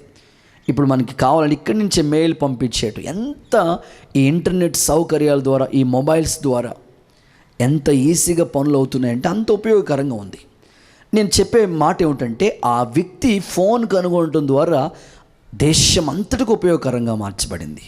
అయితే మనం నేర్చుకున్న బోధ కోసం, మనం నేర్చుకున్న ఆ అపోస్తుల బోధ కోసం నువ్వు పోరాడితే అనేకుల్ని ఆ బోధలోనికి మనం నడిపించగలుగుతాం. వారిని సత్యమందు వారిని ప్రతిష్ఠ చేయగలుగుతాం. సత్యమే దేవుని వాక్యం కదా, ఆ వాక్య సారాంశమే సత్యం కదా. ఆ ఉపదేశం కొరకు అంటు కట్టబడటానికి అవకాశం ఉంది. ఏదైనా బోధలే, ఏదైనా ఒకటేలే అని అనుకోకుండా నువ్వు నేర్చుకున్న ఆ ఉపదేశానికి నువ్వు అంటు కట్టబడితే ఆ బోధలోంచి తొలగిపోవటానికి అవకాశం లేదు. ఎక్కడ రాజీ పడకూడదు. బైబిల్ గ్రంథంలో కొన్ని సందర్భాలు మీకు చెప్తాను చూడండి. బైబిల్ గ్రంథాన్ని మనం చదువుతున్నప్పుడు వాళ్ళు ఎక్కడ రాజీ పడలేదు. మొర్దెకై అంటాడు కదా, నేను యూదుణ్ణి కాబట్టి ఆ పని చేయజాలను అన్నాడు. ఎలా వచ్చింది ఆయనకి ఆ డెడికేషన్? ఆయన అంటాడు, నేను యూదుణ్ణి కనుక అంటాడు. నువ్వు అనాలి, నేను క్రైస్తవుని కాబట్టి, నేను అపోస్తుల బోధలో ఉన్నాను కాబట్టి ఈ ఆచారంలోకి వెళ్ళను, ఈ బోధను తొలగి వేరే రకమైన బోధల్లోనికి నేను వెళ్ళను, వేరే డాక్ట్రిన్స్ నేను అంగీకరించను. అందుకే పౌలు అనేక సందర్భాల్లో చెప్తూ వచ్చాడు, సంఘాన్ని హెచ్చరించాడు, బుద్ధి చెప్పాడు, పోరాడుతూ వచ్చాడు. సంపూర్ణ సిద్ధి కొరకు అంత ప్రయాసపడ్డాడు దైవజనుడు. కనుక మీ ఆత్మ సంబంధమైన జీవితంలో పరిశుద్ధులకి ఒక్కసారి అప్పగించబడిన ఈ బోధ కోసం మనం ప్రయాసపడాలి. మోసపరిచే బోధలు, దయ్యాల బోధలు, మనుషుల్ని సంతోషపెట్టే బోధలు, ఎన్నో బోధలు చేస్తూ ఉన్నాయి. కనుక నువ్వు నేర్చుకున్న ఆ ఉపదేశంలో నువ్వు అంటు కట్టబడు, ఆ బోధ కోసం పోరాడు. ఈ పోరాటాన్ని దేవుడు నీకు అనుగ్రహించునుగాక. ఇక 4వ సందర్భాన్ని నేను మీకు చెప్తాను. లూకా సువార్త 13వ అధ్యాయం 24వ వచనం చదువుకుందాం. ఆయన వారిని చూచి, ఇరుకు ద్వారమున ప్రవేశింప పోరాడుడి. ఇరుకు ద్వారమున ప్రవేశింప పోరాడండి. చాలండి. ఇరుకు ద్వారంలో ప్రవేశింప పోరాడాలంట. మనం ఎన్నుకున్న మార్గమే ఇరుకు మార్గం. విశాలమైన మార్గం ఉంటుంది, హైవే, విశాలమైన మార్గం. ఇరుకు మార్గం అంటే చిన్న చిన్న సందులు. ఇరుకు ద్వారమున ప్రవేశించ పోరాడండి అన్నాడు. కారణం ఏంటంటే, విశాలమైన ఉన్న మార్గంలో అనేకులు వెళ్తారు, కానీ ఇరుకు మార్గంలోనికి రావడానికి ఇష్టపడరు. విశాలంగా ఉండే మార్గం ఎలా ఉంటుంది? తాగొచ్చు, తిరగొచ్చు, తినొచ్చు, ఎన్నైనా లోక సంబంధమైన సినిమాలు, వ్యసనాలు, ఎన్నైట్లైనా విశాలంగా ఏమైనా చేసుకో. అది విశాలమైన మార్గం. చివరికి ఏమవుతుందో తెలుసా? అది నరకానికి తీసుకెళ్తుంది. కానీ ఇరుకైన మార్గం కొన్ని నియమ నిబంధనలతో, లోక సంబంధమైన వాటిని నీ దగ్గరికి రాకుండా పాప సంబంధమైనవి నీలోనికి రాకుండగా, ఇరుకు మార్గం, కొన్ని రూల్స్ ప్రకారం అపవిత్రత నీకు అంటుకోకుండా ఎంతైనా నువ్వు ఆ రూల్ ప్రకారం, నియమ ప్రకారంగా ఆ ఇరుకు మార్గంలో గుండా వెళితేనంట ఆ మార్గం నిన్ను నిత్య జీవానికి తీసుకుని వెళుతుంది. అందుకే వాక్యంలో ఏమని రాస్తుందంటే, కింద ఉన్న పాతాలను తప్పించుకోవాలని బుద్ధిమంతుడు పరమునకు పోయి ఆ జీవ మార్గాన్ని కనుగొన్నాడు. నువ్వు ఆ జీవ మార్గంలోకి వెళ్ళాలంటే అది ఇరుకైన మార్గం. కొన్ని నియమ నిబంధనలు ఖచ్చితంగా నువ్వు పాటించాలి. లోకానికి క్రైస్తవ్యానికి చాలా తేడా ఉంది. ఆచారాలు మనలోనికి రాకుండగా అలాంటి భక్తి చేయటానికి, ఆ ఇరుకు మార్గం గుండా మనం వెళ్ళటానికి దేవుడు నిన్ను ఆశించి ఈ మాటలు తెలియజేస్తూ ఉన్నాడు. చాలామంది రాజీ పడిపోతూ కొన్ని విషయాల్లో ఈ యొక్క ఇరుకు మార్గంలో వెళ్ళటం ఇంత కష్టమండి, క్రైస్తవ్యం అంటే శ్రమల గుండా ఉంటుందండి. బైబిల్ ఏముంటుంది, సద్భక్తితో బ్రతకాలనుకున్న వాళ్ళకి శ్రమలు వస్తాయి. అయినా ఆ శ్రమల గుండా మనం వెళితే ఆ శ్రమల తర్వాత మహిమను మనం పొందుకుంటాం. కుటుంబాలు ఎన్నో కొన్ని పరిస్థితుల మధ్యలోకి వచ్చినప్పటికీ ఆ ఇరుకు మార్గం గుండా వెళ్ళటానికి వాళ్ళు ముందుకు రారు. నాకు తెలిసిన ఒక తల్లి ఉందండి, ఆమె వయసు 40 సంవత్సరాల వయసు. 40 సంవత్సరాల వయసులో ఈ తల్లి తన గ్రామాన్ని ప్రభు కొరకు సంపాదించుకుంది. ఆమె పేరు సంతోషమ్మ. ఎలా? ఆ ఊరిలో ఆ మొక్కరే ప్రభువుని నమ్ముకుంది. ఊరోళ్ళు ఏం చేస్తారో తెలుసా? యేసు ప్రభువుని నమ్ముకున్నందుకు ఆ ఊరిలో ఆమెను వెలివేశారు. వెలివేసినప్పుడు ఏం చేయాలా? అయ్యో, నాకు ఇంకా ఇంట్లో మా కూతురు పెళ్ళి అవ్వదు, మా కొడుకు పెళ్ళి అవ్వదు, మా ఇంట్లో ఏ కార్యక్రమం జరిగినా వీళ్ళెవరూ రారు, ఇంకెందుకులే యేసు ప్రభువుని వదిలేద్దాం, ఎందుకులే ఇంత ఇరుకులోకి ఎవరు వెళ్తారు, మన ఇంట్లో ఏ కార్యక్రమమైనా వచ్చి వారు పార్టిసిపేట్ చేయరు, వదిలేద్దాం యేసు ప్రభువుని అనుకోలా. ఈ సత్యవతి అనే సహోదరి సంతోషంగా మార్చబడి ఎంత ఇరుకైనా ఎంత కష్టమైనా ఆ ఊరోళ్ళు వెలివేసిన ప్రభువు కొరకే ప్రయాసపడుతూ మందిరానికి వెళుతూ ఉండేది. వాక్యానికి అప్పగించుకుంది, భక్తి చేయటానికి ఇష్టపడింది. చివరికి దేవుడు ఆమె డెడికేషన్, ఆమె ఆసక్తి, ఆమె సమర్పణ, ఆ ఇరుకులోనే ఎంతో ప్రయాసపడింది. క్రైస్తవ మార్గం ఎంత ప్రతికూలంగా ఇబ్బందికరమైన శ్రమల గుండా వెళ్ళినా నేను దేవుని కొరకు నిలిచి ఉంటాను, ఇలాగే పోరాడతాను నేను అని ఆఖరి వరకు ఇంచుమించు ఆమె 55 సంవత్సరాల ఆ వయసు వచ్చేదాకా అలాగే పోరాడుతూ వచ్చింది. ఈ సంవత్సరాల కాలాల్లో ఆమె కన్నీళ్ల ప్రార్థన దేవుడు అంగీకరించి ఆమె ప్రభు కోసం చేసుకున్న ఆ యొక్క డెడికేషన్ దేవుడు ఆలకించి ఒక్కొక్కరిని తన గ్రామంలో అనేకుల్ని ప్రభు వైపుకు త్రిప్పాడు. చివరికి ఆమె ఆ భారాన్ని బట్టి తన వీధోళ్ళందరూ, తన ఇంటోళ్ళందరూ, తన గ్రామస్తులందరూ ప్రభు వైపుకు త్రిప్పబడి విశాలమైన ఆ లోకంలోంచి ఇరుకైన మార్గంలోనికి వచ్చి ఈరోజు ఆ గ్రామస్తులు కూడా ఒక ఆచారం లేకుండా, ఒక సాంప్రదాయం లేకుండా భక్తి కార్యక్రమాల పట్ల బైబిల్ పద్ధతి ప్రకారం వారు నడిపించబడటానికి ఇష్టపడుతూ ముందుకొచ్చారు. వాళ్ళ ఇంట్లో, వారి గృహాల్లో ఈరోజున క్రైస్తవ వివాహాలు జరుగుతున్నాయి. దేవుని నామ ఘనత కొరకు ఈ సాక్ష్యాన్ని మీకు తెలియపరిచాను. నువ్వు ఇరుకైన ఎంత కష్టమైన ఆ మార్గాల గుండా వెళ్ళటానికి ఇష్టపడు, అది నేను నిత్య జీవానికి తీసుకుని వెళ్తుంది. ఇక 5వ మాట చెప్తాను. ఏ విషయంలో మనం పోరాడాలి అని అంటే వాక్యంలోంచి ఫిలిప్పీలకు రాసిన పత్రిక 1వ అధ్యాయం 28వ వచన భాగం. ఏ విషయంలోనూ ఎదురించి వారికి బెదరక అందరూ ఒక్క భావంతో సువార్త విశ్వాస పక్షమున పోరాడుచు, సువార్త విశ్వాస పక్షమున పోరాడుతూ అనే మాట అక్కడ గమనిస్తూ ఉన్నాం. 5వది సువార్త కొరకు పోరాటం, సువార్త పోరాటం. ప్రభు దైవజనుడైన పౌలుని ఎన్నుకున్న విధానం, ఆయన పిలిచిన సేవ, ఆయన చేసిన సువార్త పరిచర్య, ఇంచుమించు 3 మిషనరీ ప్రయాణాలు చేశాడు. వాడలో ప్రయాణాల్లో ఎన్నో ఆపదలు తనకు ఎదురొచ్చాయి. అనేకమైన ప్రాంతాలకు వెళ్ళి సువార్త ద్వారా ఆయన ఆత్మలు కన్నాడు. ఆయన అంటాడు, నా వలనైనంత మట్టుకి సువార్త ప్రకటించడం నేను సిద్ధంగా ఉన్నానంటాడు. అయ్యో, నేను సువార్త ప్రకటించకపోతే నాకు శ్రమ అన్నాడు. ఇంకా ఏమన్నాడు తెలుసా? సువార్త ప్రకటించవలసిన భారం నా మీద మోపబడి ఉందన్నాడు. కనుకనే ఆ దైవజనుడి యొక్క సువార్త పరిచర్య ద్వారా ఎంతోమంది శిష్యులు తయారయ్యారు. ఆయన సువార్త పరిచర్య ద్వారా ఎన్నో సంఘాలు కట్టబడ్డాయి. నేటి దినాల్లో సువార్త పరిచర్య ప్రస్తుతం, ఆ పరిచర్య కొరకు మనం ఎంతో పోరాడవలసి ఉన్నది. ఈ పరిచర్య విస్తృతంగా జరగాలి. సువార్త పరిచర్య ద్వారానే ఆత్మల రక్షణలోనికి వస్తాయి. ఒక దైవజనుడు మిషనరీ పరిచర్య చేసిన దేవుని సేవకుడు డేవిడ్ లివింగ్స్టన్ అనే ఒక గొప్ప దైవజనుడు చీకటి ఆసియా ఖండానికి ఆయన దేవుని సేవ నిమిత్తమే వెళ్ళటానికి సిద్ధపడ్డారు.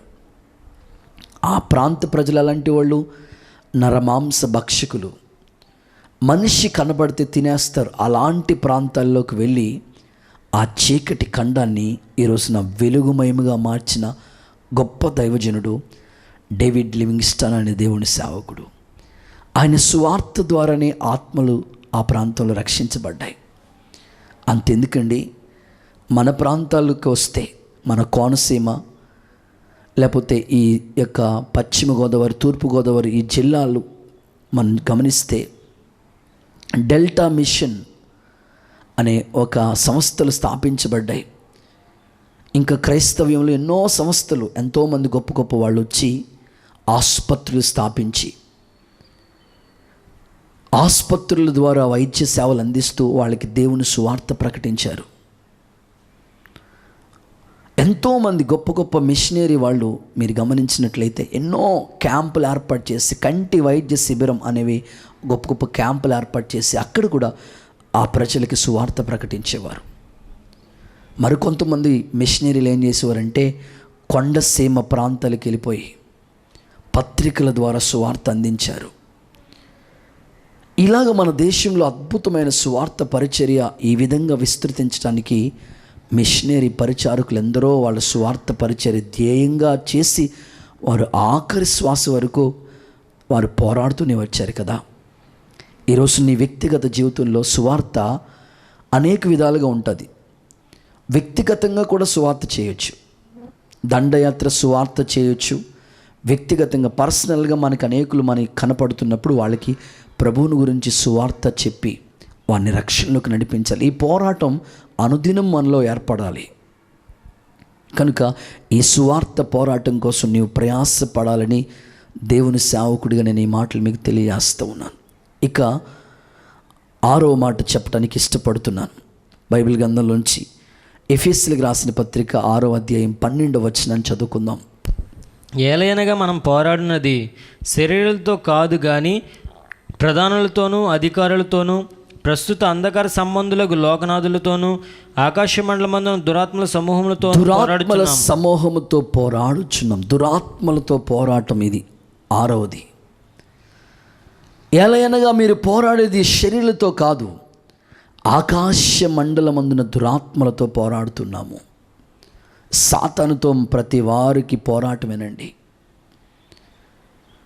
సాతానుగాడు అనేక విధాలుగా మనల్ని ఆత్మీయతలోంచి చల్లారిపోవాలని వాడు ఆలోచన కలిగి ఉంటాడు. నువ్వు సాతాన్ని ఎదిరించాలి. వాక్యం ఏమంటుంది? అపవాదిని ఎదిరించండి, వాడు మీ యొద్ద నుంచి పారిపోతాడు. శత్రువు బలవంతుడి మీద నేను మీకు అధికారం ఇచ్చాను, నా నామమున దెయ్యాలు వెలగొడతారని ప్రభు చెప్పాడు. ఏది మీకు ఎంత మాత్రం హాని చేయదన్నాడు ప్రభు. శీఘ్రంగా మీ కాళ్ళ కింద సాతాన్ని చితక్కొట్టానన్నాడు ప్రభు. కనుక దురాత్మలు సాతానుగాడితో మనం ఖచ్చితంగా పోరాటం చేయించాలి. ఎన్నో దురాత్మలు పనిచేస్తూ ఉంటాయి, దెయ్యాలు పనిచేస్తూ ఉంటాయి. ఖచ్చితంగా సేవకుడు పోరాడి జయించగలగాలి. మన దేశానికి వస్తే అనేక చోట్ల రకరకాల సాతాను శుద్ర శక్తులు పనిచేస్తూ ఉన్నాయి. అనేకమైన ప్రాంతాల్లో ఈ చాతబడి శక్తులు కానివ్వండి, వశీకరణ, దురాత్మ క్రియలు, సాతానుగాడు క్రియలు ఎన్నో అనేక స్థలాల్లో పనిచేస్తున్నాయి. ఆ ప్రాంతాల్లో మనం ఖచ్చితంగా వాటిని మనం పోరాడి జయించాలి. ఆ ఒక ప్రాంతం గురించి ఒక సాక్ష్యం నేను విన్నానండి. ఆ దైవజనుడు ఆ ప్రాంతంలో అడుగు పెట్టక మునుపు ఆ ఊరికి పేరేంటంటే దెయ్యాలకి కోట, దెయ్యాలకి నిలయం. ఆ ప్రాంతంలో ఎక్కువగా భయంకరమైన చాతబడులు చేస్తూ ఉంటారట. అయితే ఆ ప్రాంతంలో ఆ దైవజనుడు అడుగు పెట్టాడు. ప్రతిరోజు పోరాటమే, ప్రతి వీధిలో ఒక చాతబడి శక్తులు పనిచేస్తూ ఉండేయట. సువార్తకి వెళ్దామన్న భయానకమైన పరిస్థితులు. అయితే దేవుని సందులో ఆయన దురాత్మలతోనే పోరాడుతూ ఉండేవాడట. చివరికి ఆ దురాత్మలు అన్నిటినీ జయించి ఆ ప్రాంతంలో అనేక ఆత్మలు నశించిపోయి ఆత్మలు ప్రభు కోసం పట్టుకున్నాడు. చివరికి ఆ పాస్టర్ గారికి ఏమని పేరు వచ్చేసిందంటే, ఆ పాస్టర్ గారి పేరు చెప్తే దెయ్యాలు పారిపోతుండేయంట. ఆ పాస్టర్ గారి పేరు పలుకుతుంటుండే దెయ్యం, ఎవరైనా దెయ్యం పట్టిన వాళ్ళు తీసుకొస్తుంటే ఇక్కడ ఆయన పేరు, అదిగో ఆ పాస్టర్ గారి పేరు చెప్తుంటే దెయ్యం పారిపోతుండేదట. అంతగా ఆ పోరాడి ఆయన జయించాడు. కాబట్టి కొంతమంది దేవుని సేవకులకి దెయ్యాల్ని వెళ్ళగొట్టే కృప, సాతాను గారి మీద జయం అనుగ్రహించారు. దేవుడు నీకు కూడా ఆ కృపనిచ్చాడు. నేను మీకు అధికారం ఇచ్చానన్నాడు ప్రభు. కనుక సాతాన్ని మనం ఎదిరించాలి, జయించాలి. కొంతమంది దెయ్యాలు అనేకమైన జీవితాలని ఆడుకుంటుంటాయి. వాళ్ళకి సరిగ్గా నిద్ర పట్టుకునివ్వకుండా, సరిగ్గా ఆహారం తినకుండా, రోజు రోజుకి బలహీన పడిపోయినట్లు చేస్తుంటారు. అలాంటి వాళ్ళని తీసుకొస్తూ ఉంటారు. మేము కొన్నిసార్లు ఇలాంటి సమస్యలు ఎదుర్కొంటూ ఉంటాం పరిచర్యలో. సరిగ్గా ఇంకా మేము ఆ రోజు సువార్త కూటానికి వెళ్ళి ప్రార్థన ముగించుకుని సాయంకాలం ఇంటికి రాత్రి ప్రార్థనలన్నీ ముగించుకుని 11-12 అయినప్పటికి ఇంటికి వస్తాం, పడుకుందాం, నిద్రపోదాం అన్నప్పటికీ అప్పుడే ఎవరో ఒకరు దెయ్యం పట్టిన వాళ్ళు తీసుకొస్తుంటారు. ఇంక మాకు ఆ రాత్రంతా పోరాటమే. పోరాడి జయించిన సందర్భాలు ఎన్నో, దెయ్యాలను వెళ్ళగొట్టిన సందర్భాలు ఈ పరిచర్యలో దేవుడు కార్యాలు చేస్తూనే వచ్చాడు. కనుక నీ విశ్వాస జీవితంలో, సేవా పరిచర్యలో దెయ్యాల్ని జయించాలి. మన సాతానుగాడిని జయించి మనం పోరాడాలి. చివరి సందర్భాన్ని నేను మీకు చెప్తాను. 7వది, అపోస్తులైన పౌలు తిమోతికి రాసిన మొదటి పత్రిక 6వ అధ్యాయం 12వ వచనం చదువుకుందాం. విశ్వాస సంబంధమైన మంచి పోరాటము పోరాడుము. మంచి పోరాటం పోరాడు. విశ్వాస సంబంధమైన మంచి పోరాటం పోరాడు. నిత్య జీవమును చేపట్టుము. నిత్య జీవాన్ని చేపట్టు అనే మాటని ఇక్కడ గమనిస్తూ ఉన్నాం. ప్రియులారా, చివరిది మంచి పోరాటం, విశ్వాస సంబంధమైన మంచి పోరాటం మనం పోరాడాలి. ఆ పోరాటాన్ని దైవజనుడైన పౌలు పోరాడాడు. నేను మంచి పోరాటాన్ని పోరాడాను, ఇక మీదట నా కొరకు నీతి కిరీటం ఉంచబడింది. ఆయన పోరాటాన్ని మనం గమనిస్తూ ఉంటే, ఆయన నా పరుగు తుదముట్టించాను, నా విశ్వాసాన్ని కాపాడుకున్నాను. ఇంకా ఆయన ఏమంటాడు తెలుసండి, నేను శ్రమ పడ్డాను, సువార్త పని చేశాను, పరిచర్య సంపూర్తి చేశాను, నా ప్రాణాన్ని ఏమాత్రం ప్రియమైనగా ఎంచుకోలేదు. అలాంటి మంచి పోరాటం ఈ రోజున మనం పోరాడాలి. యేసయ్య మన కొరకు మంచి కాపరిగా ఈ లోకానికి వచ్చాడు. ఆయన ప్రాణమే అర్పించాడు. కాబట్టి నువ్వు మంచి పోరాటాన్ని పోరాడాలి. చూడండి, చాలామంది చనిపోయిన వాళ్ళకి సమాధి పెట్టెలు తయారు చేస్తూ ఉంటారు కదా. ఆ సమాధి పెట్టెల మీద మంచి పోరాటం పోరాడితిని అని పేర్లు రాసి ఉంటాయి. నిజంగా ఇది ఏ బేవత్సంగా తాగే చచ్చిపోయి ఉంటాడు, కానీ సమాధి పెట్టి మీద ఏం రాస్తారు? మంచి పోరాటం పోరాడు. ఏం పోరాడవరా? తాగేసి పోరాడాడు అన్నమాట.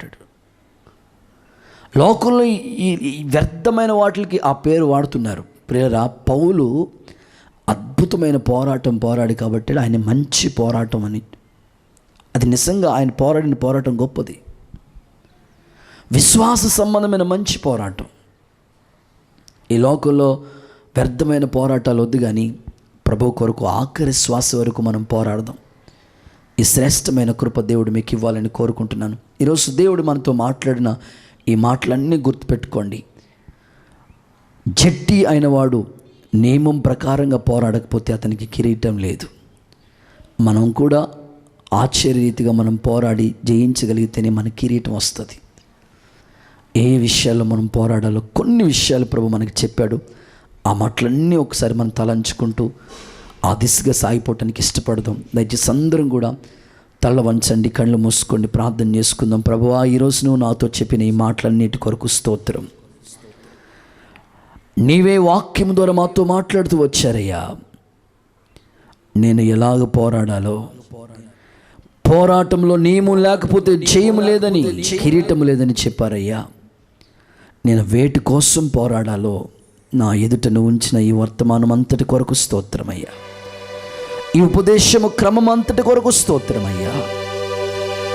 అయ్యా, నేను పాపంతో పోరాడుతున్నప్పుడు రక్తము కారణంతగా పోరాడాలయ్యా. అయ్యా, నేను ప్రార్థనలో పోరాడాలయ్యా. యేసయ్యా, ఈ పోరాటం నాకు దయచేయండి నాయన. యేసయ్యా, నేను అపోస్తుల బోధ కొరకు పోరాడాలయ్యా. ఇరుకు ద్వారం వెళ్ళటానికి, సువార్త ప్రకటించటానికి పోరాడాలయ్యా. మంచి పోరాటం నాకు నేర్పించు యేసయ్యా అని ఆశపడిన వాళ్ళందరూ తలలు వంచండి, కళ్ళు మూసుకుని మనస్ఫూర్తిగా ప్రార్థన చేసుకోవటానికి మీ హృదయాల్ని సిద్ధపరచుకోవాలని ప్రభు పేరట నేను కోరుతున్నాను. దేవుడు మనందరికి ఇచ్చిన వర్తమానం కొరకు అందరూ మనసారా చేతులెత్తి స్తోత్రాలు చెప్పండి. యేసయ్యా, నీవు ఇచ్చిన ఉపదేశం కొరకున్నాను, నేను పోరాడుతానయ్యా. స్తోత్రమయ్యా. హల్లెలూయా, హల్లెలూయా, హల్లెలూయా. పోరాటం ఆత్మీయ పోరాటం, పోరాటం ఆత్మీయ పోరాటం. చివరి శ్వాస వరకు ఈ పోరాటం ఆగదు. చివరి శ్వాస వరకు ఈ పోరాటం ఆగదు. సాగిపోవచ్చున్నాను సిలువను మోసుకుని, నా గమ్యస్థానానికి. సిలువను మోసుకుని నా గమ్యస్థానానికి. పోరాటం ఆత్మీయ పోరాటం, పోరాటం ఆత్మీయ పోరాటం. చప్పట్లు కొడుతూ ప్రార్థనలు ఏకీభవిస్తూ యేసయ్యా అని తీర్మానం చేయండి.